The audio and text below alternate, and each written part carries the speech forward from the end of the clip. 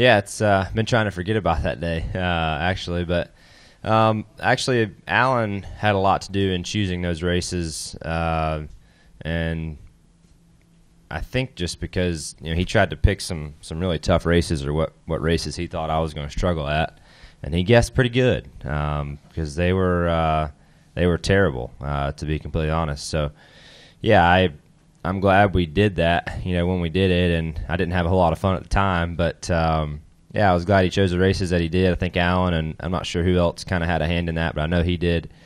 And I just kind of got told, hey, these are the races that we're thinking about, and I'm not going to tell you no. So sounds good, and off we went. And real quick, have you learned something each time you've come back here? Have you picked up a little bit each time back? Yeah, I felt like we made some really big gains last year. Learned a lot. I felt like we had a test here. When do we have a test? I guess it was like the summer of 17, and had a chance to run, and Jeff came over here with us and was able to talk to him and actually, be able to have enough time to digest and go through some different things that I felt like, he felt like I was doing wrong, and I felt like that helped. I had a great performance as far as how our car drove last fall, and then came back this spring and sucked. So I don't know.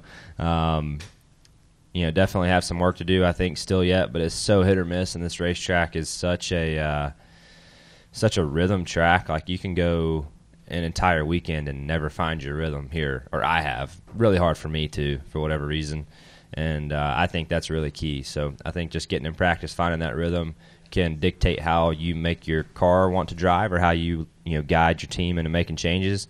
And if you don't find that rhythm early enough, you won't guide them in the right direction. So I think that's key.